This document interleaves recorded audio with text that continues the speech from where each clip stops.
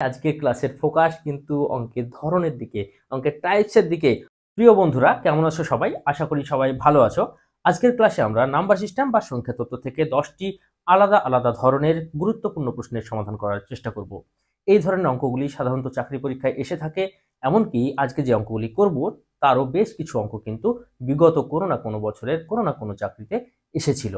তো যাই হোক, আমরা অঙ্ক করব, পাশাপাশি অঙ্কের ধরনটাকে আত্মস্থ করার চেষ্টা করব।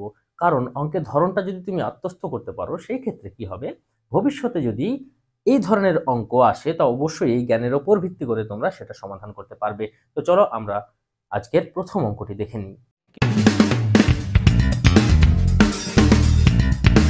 প্রথমে আমরা সহজ প্রশ্ন থেকে শুরু করব, যেন আমাদের বুঝতে সুবিধা হয়। দেখো, বোর্ডে একটি প্রশ্ন লিখেছি। প্রথম 100টি স্বাভাবিক সংখ্যার সমষ্টি হলো, অপশনগুলির মধ্যে অ্যান্সার রয়েছে। আমরা কিন্তু এই প্রশ্নের অ্যান্সার হয়তো অনেকেই জানি এবং অনেকে জানি না। তো এই ধরনের প্রশ্ন যদি থাকে তাহলে কিভাবে খুব দ্রুত সমাধান করব সেই বিষয়টি চলো দেখে নেওয়া যাক। দেখো, অঙ্কটি প্রথম 100টি স্বাভাবিক সংখ্যার সমষ্টি হলো, এইভাবে কথাতেও আসতে পারে বা আর একটা ফর্মেও আসতে পারে। তোমাদেরকে কি বললাম যে আমরা আজকে অঙ্কের ধরনগুলি বুঝবো। আমরা তো অঙ্ক করবই, অঙ্কের নিয়মটা তো দেখবই, পাশাপাশি অঙ্কের ধরনগুলি এবং অঙ্কের প্রশ্নের ধরনগুলি বোঝার চেষ্টা করব। দেখো, এখানে বলেছে কি প্রথম 100টি স্বাভাবিক সংখ্যার সমষ্টি হলো। যদি এটা না বলে এমনটা বলতো যে 1 যোগ 2 যোগ 3 যোগ 4 যোগ dot dot dot dot dot যোগ 100 সমান কত, তাহলে দেখো, যদি তুমি এই প্রশ্নের অ্যান্সার জানো এবং এক্সামে এটা আসে এবং তুমি না পারো, তাহলে এটা চরম বোকামি হবে। এবং তুমি যদি এই প্রশ্নের অ্যান্সার জানো আর এইরকম ফর্মে এক্সামে আসে এবং সেটা যদি তুমি না করে আসো বা না বুঝতে পারো, তাহলে সেটাও চরম বোকামি হবে। দুটো প্রশ্নের মানে এক। তাহলে আমরা প্রশ্নের ধরনটা প্রথমত বুঝলাম। এবার কি করব, যদি সিরিজটি 1 থেকে শুরু হয় এবং প্রত্যেকটা স্বাভাবিক সংখ্যা হয়, অর্থাৎ 1 2 3 4, এবং শেষ যেখানেই থাকুক না কেন, কি করবে, এই প্রশ্নের সমাধান করার জন্য শেষের সংখ্যা, অর্থাৎ এখানে শেষের সংখ্যা রয়েছে 100, গুণিত ঠিক তার পরের সংখ্যা অর্থাৎ 101/2। ক্যালকুলেশন করলে কিন্তু অ্যান্সার চলে আসবে। 2 দ্বারা 100 কাটলে কত আসে? 50। 50 গুণিত 101 মানে 5050, অর্থাৎ অপশন সি হবে এই প্রশ্নের কারেক্ট অ্যান্সার। 2 নম্বর প্রশ্নে কি বলেছে দেখো, 1 থেকে 50 পর্যন্ত জোড় সংখ্যাগুলির সমষ্টি হলো। জোড় সংখ্যাগুলির সমষ্টি দিয়েছে 1 থেকে 50 পর্যন্ত। 1 থেকে 50 পর্যন্ত স্বাভাবিক সংখ্যাগুলির সমষ্টি কিন্তু চাইনি। যদি এমনটা চাইতো তাহলে কিন্তু আগের নিয়ম কাজে লাগিয়ে আমরা অঙ্কটা করে ফেলতে পারতাম। এখানে কি করব, এখানে আমাদেরকে দেখতে হবে যে প্রথম জোড় সংখ্যাটি কত। এটা আরেকটা ফর্মেও কিন্তু অঙ্কটি থাকতে পারতো। কিভাবে, দেখো, 2 যোগ 4 যোগ 6 যোগ 8 যোগ ডট ডট ডট যোগ 50। তাহলে স্পষ্ট বোঝা যাচ্ছে 2 থেকে শুরু করে 50 পর্যন্ত জোড় সংখ্যাগুলির সমষ্টি কিন্তু এখানে দেওয়া রয়েছে বা চাওয়া হয়েছে। এ ফর্মে থাকতে পারে বা এই ফর্মেও থাকতে পারে। অ্যান্সার কিভাবে করব, খুবই সহজ। দেখো, এখান থেকে তুমি চাইলেই কিন্তু 2 কমন নিয়ে নিতে পারো। ক্লিয়ার? তাহলে দেখো, 1 যোগ 2 যোগ 3 যোগ ডট ডট ডট যোগ 25 পড়ে থাকবে। এইটা ঠিক 1 নম্বর অঙ্কের মতো হয়ে গেল। ক্লিয়ার? 1 থেকে 25 পর্যন্ত স্বাভাবিক সংখ্যাগুলির যোগফল কত, এমনটা যদি থাকতো তাহলে এই ফিগারটা আমরা পেতাম। সুতরাং 2 গুণিত 25, অর্থাৎ শেষের সংখ্যা, এই 20 লিখছি কেন, 25 গুণিত তারপরের সংখ্যা 26/2। ওকে, 2 2 কেটে গেল। 25 গুণিত 26, 25 গুণিত 25 625, মানে 25 স্কোয়ার, আর যেহেতু 26 আছে 650 হবে। 650 রয়েছে অপশন বি এ, অর্থাৎ অপশন বি হবে এই প্রশ্নের সঠিক অ্যান্সার। 3 নম্বর প্রশ্নে কি বলেছে দেখো, 1 থেকে 200 পর্যন্ত বিজোড় সংখ্যাগুলির সমষ্টি কত। এখানে কিন্তু জোড় বলেনি বা স্বাভাবিক বলেনি, বিজোড় বলেছে। তাহলে টাইপসটা একটু কিন্তু আলাদা হয়ে গেল। এই ক্ষেত্রে তোমরা যদি এখানে কটা বিজোড় সংখ্যা আছে সেটা নির্ণয় করতে পারো, তাহলে অ্যান্সার হয়ে যাবে। জাস্ট কটা বিজোড় সংখ্যা আছে সেটা নির্ণয় করে তার স্কোয়ার করে দিলেই অ্যান্সার পেয়ে যাবে। তাহলে কটা বিজোড় সংখ্যা আছে কিভাবে নির্ণয় করব, অঙ্কটা এই ফর্মেও কিন্তু আসতে পারে। 1 যোগ 3 যোগ 5 যোগ 7 যোগ ডট ডট ডট ডট যোগ 199। কারণ প্রথম বিজোড় সংখ্যা 1, শেষের বিজোড় সংখ্যা 199। 1 থেকে 200 পর্যন্ত বলেছে, মানে 200 নিশ্চয়ই বিজোড় সংখ্যা নয়। সুতরাং 199 পর্যন্ত পাবো, 201 পর্যন্ত পাবো না, কারণ 200 পর্যন্ত বলেছে। সুতরাং এই ফর্মেও কিন্তু থাকতে পারে। ক্লিয়ার? তাহলে এই ক্ষেত্রে কি করবে, শেষের বিজোড় সংখ্যা, ঠিক আছে, 199 বিয়োগ প্রথম বিজোড় সংখ্যা অর্থাৎ 1, বাই 2, ঠিক আছে। তাহলে কত পাবো দেখো, 198/2 সমান 99। এই যেটা পাবে তার সঙ্গে সবসময় 1 যোগ করবে, যোগ 1, ঠিক আছে। এই প্রথমে দেখো শেষ বিজোড় সংখ্যা বিয়োগ প্রথম বিজোড় সংখ্যা বাই 2, যেটা পাবে তার সঙ্গে সবসময় 1 যোগ করবে। তাহলে 100টি বিজোড় সংখ্যা আছে। এটা তোমাদেরকে করে দেখাতে হলো, কারণ তোমাদেরকে বোঝানোর চেষ্টা করছি তাই। কিন্তু আমার বিশ্বাস তোমরা 1 থেকে 200 পর্যন্ত কটা বিজোড় সংখ্যা আছে সেটা আর এত কষ্ট করে দেখবে না। 100টি বিজোড় সংখ্যা আছে সেটা দেখা মাত্রই বুঝতে পারবে। ক্লিয়ার? তাহলে জাস্ট 100 পাওয়ার পর তার স্কোয়ার করে দাও, অর্থাৎ 1-এর পর কটা শূন্য হবে, 4টে শূন্য, অর্থাৎ 10,000 হবে। এই প্রশ্নের কারেক্ট আনসার রয়েছে অপশন এ, অর্থাৎ অপশন এ থাকলো এই প্রশ্নের সঠিক উত্তর। তোমাদেরকে এখানে একটা কথা বলি, আমার কোনো কোচিং সেন্টার নেই বা কোনো কোচিং সেন্টারের সঙ্গে আমি কানেক্টেডও নেই। এটা সম্পূর্ণ স্বতন্ত্র একটি ইউটিউব চ্যানেল। এই চ্যানেলটি তখন টিকে থাকতে পারবে যদি তোমরা এটাকে সম্পূর্ণরূপে সাপোর্ট করো। লাইক, শেয়ার এবং সাবস্ক্রাইব করে অবশ্যই তোমরা চ্যানেলটিকে সাপোর্ট করবে। চলো দেখে নেব পরের প্রশ্ন। 4 নম্বর প্রশ্ন কি বলছে দেখো, খুবই সিম্পল একটা অঙ্ক, কিন্তু এই অঙ্কটা করতে গিয়েই কিন্তু আমরা এক্সাম হলে কনফিউজড হয়ে যাই এবং ভুলও করে ফেলি অনেকে। দেখো 1.001 এর সঙ্গে কত যোগ করলে যোগফল 1.1 হবে। আমরা স্পষ্টই বুঝতে পারছি 1.1 থেকে 1.001 বিয়োগ করতে হবে। তাহলে আমরা এখানে শুধুমাত্র যদি দশমিকের বিয়োগটা জানি তাহলেই বিয়োগটা সুন্দরভাবে করতে পারবো। অন্যথায় এই যে অপশনগুলো দেওয়া আছে তার মধ্যে আমাদের কনফিউশন তৈরি হতে পারে। খুবই সহজ একটি অঙ্ক, তারপরেও শুধুমাত্র দশমিকের বিয়োগ না জানার কারণে ভুল হওয়ার সম্ভাবনা রয়েছে। কি করতে হয় বিয়োগ করার ক্ষেত্রে, আমরা নিশ্চয়ই বুঝতে পারছি যে কত যোগ করলে মানে এটা বড় হবে। সুতরাং 1.1 থেকে 1.001 বিয়োগ করতে হবে। এই ক্ষেত্রে মাথায় রাখবে সবসময় দশমিকের নিচে দশমিক বসে। সুতরাং 1.1 লিখেছি, দশমিকের নিচে দশমিক বসালাম, তারপর একটা সামনে ছিল 1 লিখলাম, তারপর কি করলাম 001 বসিয়ে দিলাম। দুটো সংখ্যা এক্সট্রা হয়ে গেল, উপরে ফাঁকা, তার মানে কিছু নাই মানে কি আছে, শূন্য আছে মনে মনে। এইটুকু জায়গা শুধুমাত্র আমাদেরকে বুঝতে হবে। তাহলে কি হলো, 0 মানে 10 ধরি, 10 থেকে 1 বাদ দিলে 9, হাতে থাকে 1, 10 থেকে 1 বাদ দিলে 9, হাতে থাকে 1, 1 থেকে 1 বাদ দিলে 0, ঠিক আছে। দশমিকের জায়গায় দশমিক বসে, আর 1 থেকে 1 বাদ দিলে 0, অর্থাৎ 0.099 হবে। প্রশ্নের সঠিক অ্যান্সার রয়েছে দেখো অপশন ডি এ। ক্লিয়ার?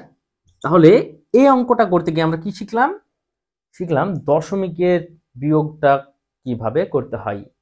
যদি দশমিকের বিয়োগটা এমন ফরম্যাটে থাকে যে যেখান থেকে বিয়োগ করছি সেটা ছোট, আর যাকে বিয়োগ করছি তার ফিগার যদি বড় মনে হয়, এক্ষেত্রে কিন্তু আমরা অনেকেই কনফিউজড হই। তাই এই অঙ্কটা কিন্তু আজকের ক্লাসে আমি রেখেছি।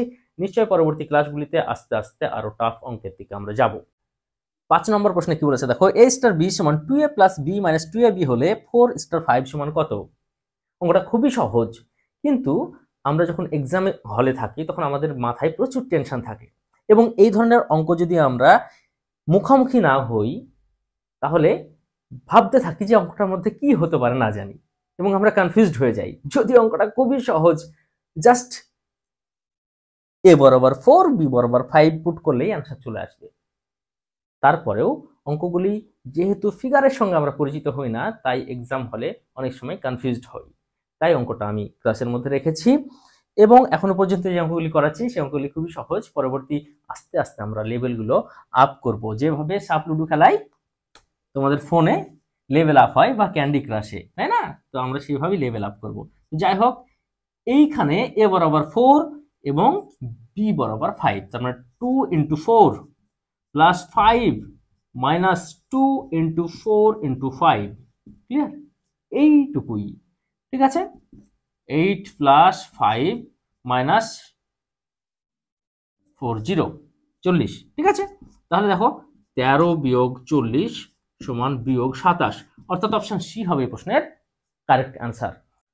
6 নম্বর প্রশ্নে কি বলেছে দেখো, আমরা একটু লেভেল আপ করে নিয়েছি এবার, যে 1 - 1/3 × 1 - 1/4 × 1 - 1/5 ... × 1 - 1/100 সমান কত। এসএসসি সিজিএল 2005 এবং 2008 সালে কিন্তু এই প্রশ্নটা এসেছিল। আমি যেখান থেকে নিয়েছি সেখানে যে ডেটা দেওয়া রয়েছে সেই ডেটা কিন্তু আমি এখানে প্রোভাইড করছি। আমি এটা প্রশ্ন থেকে ক্রস চেক করিনি, ঠিক আছে, এটা তোমাদেরকে বলে দিলাম। হতে পারে যে বইয়ে ভুল রয়েছে, সেখানে তোমরা আমাকে গালিগালাজ করতে পারো, তাই আমি বলে দিলাম যেখান থেকে আমি নিয়েছি সেখানে যেটা প্রোভাইড করা ছিল সেখান থেকে আমি এটা নিয়েছি। ঠিক আছে, তো আশা করি বইয়ে ঠিক থাকবে, দু একটা ভুল থাকতেই পারে। তো যাই হোক, এই প্রশ্নের সমাধান আমরা কিভাবে করব? যদি প্রশ্নটা আমাদের সামনে আসে এবং প্রশ্নটা আমাদের পরিচিত না হয়, পূর্ব পরিচিত না হয়, তাহলেই আমরা হব কনফিউজড। কিন্তু যদি পূর্ব পরিচিত হয় বা এই ধরনের যে কোনো একটা অঙ্ক যদি আমরা কখনো কোনোভাবে করে থাকি, তাহলে এই অঙ্কটা চুটকিতে হয়ে যাবে। তার মানে কি, আজকের ক্লাসের ফোকাস কিন্তু অঙ্কের ধরনের দিকে, অঙ্কের টাইপসের দিকে, অঙ্কটার দিকে নয়। অঙ্কটা তো অবশ্যই আমরা সমাধান করব, কিন্তু অঙ্কের ধরনগুলি অবশ্যই অবশ্যই অবশ্যই খুব ভালোভাবে দেখব। দেখো, অঙ্কটা যদি এইরকম ফর্মে থাকে এবং অন্য ডেটা দিয়েও থাকে, সেই ক্ষেত্রে আমরা কিভাবে করব? খুবই সহজে অঙ্কটা দেখো, জাস্ট গুণ ফর্মে আছে। দেখো, ব্র্যাকেট দুটো, একটা ব্র্যাকেট ক্লোজ হয়ে আর একটা ওপেন হয়েছে, মানে কি গুণ ফর্মে আছে। ক্লিয়ার? দেখো 1 - 1/3 সমান কি 3, নিচে লসাগু, তাহলে 3 × 1 - 1 মানে 2/3। ক্লিয়ার? ইনটু নিচে 4, 4 - 1 মানে 3, তার মানে 3/4, ইনটু নিচে 5 আসবে অ্যাজ ইউজুয়াল, তার উপরে 4 আসবে, into dot dot dot dot dot dot গুণিত শেষে কি আসবে? দেখো 99/100। ক্লিয়ার? তাহলে কি, দেখো গুণ ফর্মে আছে, তাহলে এখানে নিচ থেকে শুরু হচ্ছে কাটাকাটিটা, নিচ থেকে কাটাকাটিটা শুরু হচ্ছে, তার মানে এইভাবে কাটতে কাটতে কাটতে কাটতে চলে যাবে। প্রথমে কে বেঁচে আছে? প্রথমের বেঁচে আছে লব বা উপরের টি, তার মানে শেষের বেঁচে থাকবে নিচের টি, 99 কেটে যাবে। এটাই মাথায় রাখবে। এই যে তিনটা করেছি, তারপর কাটাকাটি শুরু করবে। এ বরাবর কিন্তু কাটতে পারে, অঙ্কের ফিগার কিন্তু ডেটা চেঞ্জের মাধ্যমে এই বরাবরও কাটতে পারে। যদি এই বরাবর কাটে, তাহলে এখানে কে বেঁচে থাকবে? হর বেঁচে থাকবে, তাহলে শেষেরটা লব বেঁচে থাকবে। এটা কিন্তু মাথায় রাখতে হবে। আমি একটা টাইপস করাচ্ছি, ওই টাইপসটা এলে যেন তোমাদের ভুল না হয়, তাই তোমাদেরকে আবার বলে দেওয়ার চেষ্টা করলাম। তাহলে দেখো কাটাকাটি করছি, এখানে হর দিয়ে শুরু হয়েছে কাটা প্রথম ফ্র্যাকশনের, ঠিক আছে, তাহলে হর কেটে গেছে, এর লব কেটেছে, এইভাবে কাটতে কাটতে কাটতে 99 পর্যন্ত কেটে যাবে। ঠিক আছে, এই 5, এখানে একটা 5 আসবে, সেটা কাটবে। অত টান তো লেখা যায় না, তাই ডট ডট ডট দ্বারা কিন্তু প্রকাশ করা হয়। তাহলে 2/100 পড়ে থাকবে, তার মানে নিচে 50, উপরে 1, অর্থাৎ 1/50। 1/50 রয়েছে অপশন সি এ, অর্থাৎ অপশন সি হবে প্রশ্নের কারেক্ট আনসার। ক্লিয়ার? 7 নম্বর প্রশ্নে কি বলেছে দেখো, কয়েকটি ভগ্নাংশ সিরিজ দেওয়া রয়েছে এবং ভগ্নাংশগুলি যোগফল চেয়েছে। যদি এই ধরনের অঙ্কের টাইপসের সঙ্গে তোমরা পূর্ব পরিচিত হও, তবে এই অঙ্কটা খুব কম সময়ে করে আসতে পারবে। অন্যথায় যদি তোমরা এখন ভগ্নাংশের যোগ যেভাবে করে, হরগুলি লসাগু করে যেভাবে করে আর কি ভগ্নাংশের যোগ, সেই পদ্ধতিতে যাও, তাহলে তোমাদের মাথা খারাপ হয়ে যাবে, অঙ্ক আর নেক্সট স্টেপটা করতে পারবে না, এখানে এক্সাম শেষ। সুতরাং আমাদেরকে এখানে কিভাবে অঙ্কটাকে সিম্পলিফাই করা যায় সেই ব্যাপারটা কিন্তু দেখতে হবে। ওকে, এই ধরনের অঙ্ক কিন্তু সিম্পলিফিকেশনও থাকে, নাম্বার সিস্টেমের মধ্যেও থাকে, যে কোনো চ্যাপ্টারের মধ্যেই তোমরা ধরতে পারো। ঠিক আছে, এবং আমি সিম্পলিফিকেশন করানোর ক্ষেত্রে এবং নাম্বার সিস্টেম করানোর ক্ষেত্রে উভয় ক্ষেত্রেই কিন্তু এই ধরনের অঙ্ক অলরেডি করিয়েছি। সেই ক্লাসগুলি আশা করি তোমরা দেখেছো। এই অঙ্কগুলি অধ্যায় ভিত্তিক প্র্যাকটিস সেটও বলতে পারো। ঠিক আছে, অধ্যায় ভিত্তিক প্র্যাকটিস সেট এটাও বলতে পারো, কোনো সমস্যা নাই। তো এই অঙ্কটা কিভাবে আমরা দ্রুত সমাধান করব, অর্থাৎ কিভাবে একে ছাঁচে ফেলবো বা ডাইসে ফেলবো সেটা দেখি। একে দেখো 4 × 5 লেখা যায়, নিশ্চয় লেখা যায়, যোগ 1/5 × 6 যোগ 1/6 × 7 যোগ dot dot dot dot dot যোগ 1/10 × 11। এই ফর্মে লেখা যায়। তো তাহলে লিখে ফেললাম আমরা। এবার দেখি এটাকে আর একটা কোন ফর্মে লেখা যায়। দেখো এটাকে কিভাবে লেখা যায়, এটাকে লেখা যায় তোমার 1/4 বিয়োগ 1/5। ঠিক আছে, দেখো 1/4 বিয়োগ 1/5, তাহলে 4×5 = 20। ঠিক আছে, 5 বিয়োগ 4 আসবে, তো 4×5 = 20, 4×5 = 20 মানে 5 বিয়োগ 4, অর্থাৎ দেখো এটাকে যদি আবার আমরা ছোট করি, তাহলে 1/20 আসে, শেষ পর্যন্ত আসে না। তাহলে 1/20কে আমরা এই ফর্ম পর্যন্ত নিয়ে চলে এসেছি, অর্থাৎ এই ফর্ম পর্যন্ত যে নিয়ে আসতে হবে সেই ব্যাপারটা তোমাদের জানা থাকতে হবে, এই ফর্মে যে ফেলতে হবে সেই ব্যাপারটা তোমাদেরকে জানা থাকতে হবে, এবং এটা জানানোই আমার এই ক্লাসের মূল উদ্দেশ্য। ওকে, যোগ দেখো তাহলে এখানে 1/5 বিয়োগ 1/6, যোগ, আমি আর টার্ম লিখছি না, ডট ডট ডট, 1 10 বিয়োগ 1 11। দেখো এগুলো যোগ আছে মাঝে, তাহলে ব্র্যাকেটগুলো আমরা চাইলে উঠিয়ে দিতেই পারি, তাই না? পরের লাইনটায় ব্র্যাকেটটা উঠাতে পারতাম, কিন্তু আমি এখানে উঠিয়ে দিলাম যেহেতু আমার মিশানোর অপশন আছে। তোমাদের হাতে মিশানোর অপশন থাকবে না, তোমরা অবশ্যই পরের লাইনটা করবে। ঠিক আছে, এক্সাম হলে এত কিছু করার দরকার নেই, এক্সাম হলে অ্যান্সার পর্যন্ত যেতে পারলেই হলো। তোমরা এখান থেকে এখানে আসার পরে যদি বুঝতে পারো অ্যান্সার কি হবে, সেটাই এনাফ। ওকে, তাহলে দেখো কি হচ্ছে, বিয়োগ 1 5 যোগ 1 5 ভ্যানিশ, বিয়োগ 1 6 যোগ 1 6 এখানে আসতো ভ্যানিশ। ঠিক আছে, এইভাবে এত দূর পর্যন্ত ভ্যানিশ হবে। ওকে, তাহলে 1 4 বিয়োগ 1 11 পড়ে থাকবে, তাহলে 1 4 বিয়োগ 1 11, নিচে কত আসবে 44, উপরে কত আসবে 11 বিয়োগ 4, অর্থাৎ 7 44। 7 44 রয়েছে অপশন বি এ, অর্থাৎ অপশন বি হবে প্রশ্নের কারেক্ট আনসার। 8 নম্বর প্রশ্নে কি বলছে দেখো, এসএসসি সিজিএল 2007 সালে আসা একটি প্রশ্ন। 3.7 on 8 সমান 1/.2689 হলে 1/00037 on 8 সমান কত? দশমিকের ব্যাপারটা যদি তোমরা একটু বুঝে থাকো তাহলে এই অ্যান্সারটা টুক করে চলে আসবে। দেখো প্রথমত ইকুয়েশনের ব্যাপারটা আমাদেরকে একটু বুঝতে হবে, তারপর দশমিকের ব্যাপারটা, এগুলো আশা করি আমরা সকলেই জানি। কি দেওয়া আছে? দেওয়া আছে দেখো 3.7 on 8 is equal to 1/.2689। ঠিক আছে, এটাকে আমরা দেখো 0.2689 সমান 1/3.7 on 8 লিখতে পারি। তো এই বারবার গুণ হয়তো, তাহলে এইটা এখানে নিয়ে যেতে পারি, এইটা এখানে নিয়ে আসতে পারি, কোনো সমস্যা নাই। অর্থাৎ তোমাদেরকে প্রথমে জানতে হবে যে এই দুটো উল্টানো যায়, তাহলে জেনে গেলাম এখন। ঠিক আছে, এবার দেখো কেন উল্টালাম। একের নিচে দেখো এই ফর্মটা আছে, একের নিচে এই ফর্মটা আছে, সুতরাং আমরা এখানে একের নিচে এই ফর্মটাকে নিয়ে আসার চেষ্টা করলাম। ঠিক আছে, দেখো 37 on 8, 37 on 8 এই ফর্মটা রয়েছে। এবার যেটা দেখার বিষয় সেটা হলো নিচে দশমিকটা কত ঘরে গিয়েছে। দেখো এখানে ছিল দশমিক, দশমিক ছিল এখানে, তাহলে 1 2 3 4, 4 ঘরে গিয়ে এখানে বসেছে, তাই না? সুতরাং যদি নিচে দশমিকটা সামনের দিকে 4 ঘর আগায়, তাহলে উপরে এখানে এই দশমিকটা 4 ঘর পিছিয়ে যাবে। যদি একটা ইকুয়েশনের ডান সাইডের হর 4 ঘর হরে 4 ঘর দশমিকটা সামনে আগায়, তাহলে বাম সাইডের লবে 4 ঘর পিছিয়ে যাবে। লবে কেন? কিছু নাই মানে নিচে 1 আছে। ঠিক আছে, এটা একটা সংখ্যা, কিছু নাই মানে নিচে 1 আছে। ক্লিয়ার? তার মানে দেখো কি হচ্ছে, এখানে এটা সমান চেয়েছে, এখানে ক ঘরে গিয়েছে 1 2 3 4, তাহলে আমরা এই দশমিকটাকে এখান থেকে 4 ঘর পিছিয়ে নিয়ে চলে যাব। পিছিয়ে নিয়ে চলে যাব মানে কি বসবে, 2689 এর পর দশমিক বসবে। একটা পূর্ণ সংখ্যার পর দশমিক বসা মানে সেটা কি দশমিকের কোনো ভ্যালু থাকে না, অর্থাৎ 2689 হবে প্রশ্নের কারেক্ট আনসার।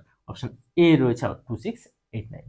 ওকে, 9 নম্বর প্রশ্নটি এসএসসি সিপিও 2010 সালে আছে একটি প্রশ্ন। কি বলছে দেখো, পৌনঃপুনিকের ব্যবহার রয়েছে এখানে। আমরা পৌনঃপুনিকের ব্যবহার অলরেডি শিখে এসেছি, তো এখানেও আমরা সেটার অ্যাপ্লাই করব এবং এই প্রশ্নটির সমাধান করব।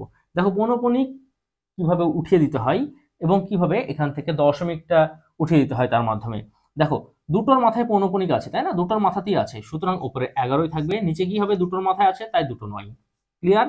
যোগ এখানে 22, নিচে দুটো 9, যেমন ছিল ব্র্যাকেট গুণিত 3। ঠিক আছে, তাহলে নিচে দুটো 9 অর্থাৎ 99 কি হলো তোমার লসাগু, উপরে 11 যোগ 22 গুণিত 3 সমান দেখো 33/99 ইন্টু 3, তাহলে 33 33 33 কেটে গেল, মানে 1 পড়ে থাকলো। অর্থাৎ এই প্রশ্নের সঠিক অ্যান্সার হবে অপশন এ 1। ঠিক আছে, তাহলে পৌনঃপুনিকের ব্যবহার থেকেও কিন্তু একটা অঙ্ক আমরা করলাম। চলো আজকের ক্লাসের শেষ প্রশ্ন আমরা দেখে নিই। 10 নম্বর প্রশ্নটি এসএসসি সিজিএল 2011 আসা একটা প্রশ্ন। প্রশ্নে কি বলেছে দেখো, এ ও বি বিজোড় সংখ্যা হলে নিচের কোনটি জোড় সংখ্যা, এবং 4টি অপশন দেওয়া রয়েছে।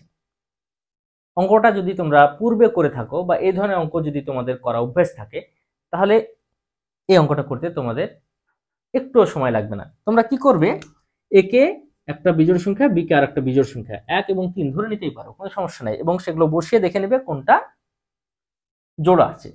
এবং তোমার যদি কনসেপ্ট আরো ভালো ক্লিয়ার থাকে তাহলে তোমাকে এইসব ধরারও কিছু নাই। দেখো একটা কথা মাথায় রাখবে, সবসময় দুটো বিজোড় সংখ্যার যোগফল সবসময় জোড় হয়, দুটি বিজোড় সংখ্যার যোগফল সবসময় জোড় হয়। তাহলে কি এ প্লাস বি জোড়, জোড়ের সঙ্গে এক যোগ করে দিলে সেটা আবার বিজোড় হয়ে যায়, তাহলে এটা বাদ। এ প্লাস বি জোড়, জোড় থেকে এক বিয়োগ করলে সেটা বিজোড় হয়ে যায়, সুতরাং সেটাও বাদ। এ প্লাস বি জোড়, ঠিক আছে, এ ইন্টু বি আছে, দুটি বিজোড় সংখ্যার গুণফল সবসময় বিজোড় হয়, বিজোড় সংখ্যার ডাবল করলে সেটা জোড় হয়, এটা কিন্তু জানা থাকতে হবে। বিজোড় সংখ্যার ডাবল করলে সেটা কি হয়, জোড় হয়। সুতরাং এটাও জোড়, এটাও জোড়, আর দুটো জোড় সংখ্যার যোগফল তো জোড় হবেই, অর্থাৎ এ প্লাস বি প্লাস 2ab হবে এই প্রশ্নের কারেক্ট অ্যান্সার। তোমরা কিন্তু 1 এবং 3 বসিয়েও চেক করে নিতে পারো, কোনো সমস্যা নাই। দেখো 1 যোগ 3 যোগ 1 সমান 5, বিজোড়, বাদ, ঠিক আছে। 1 যোগ 3 বিয়োগ 1, 3, বাদ, ঠিক আছে। 1 যোগ 3 যোগ 2 গুণিত 1 গুণিত 3 সমান সমান দেখো 4 যোগ 6 সমান 10, জোড়, অর্থাৎ option C is the right answer. Okay, তো যাই হোক আজকের মতো এই পর্যন্তই। যদি এই ছোট্ট ক্লাসটি তোমাদের ভালো লাগে, তোমাদের উপকারে আসবে বলে মনে হয়, তো অবশ্যই আমাকে সাপোর্ট করতে, আমার এই চ্যানেলকে সাপোর্ট করতে, তোমাদের অঙ্ক বাজারকে সাপোর্ট করতে ভিডিওটি শেয়ার করবে এবং সাবস্ক্রাইব করে না থাকলে সাবস্ক্রাইব করবে।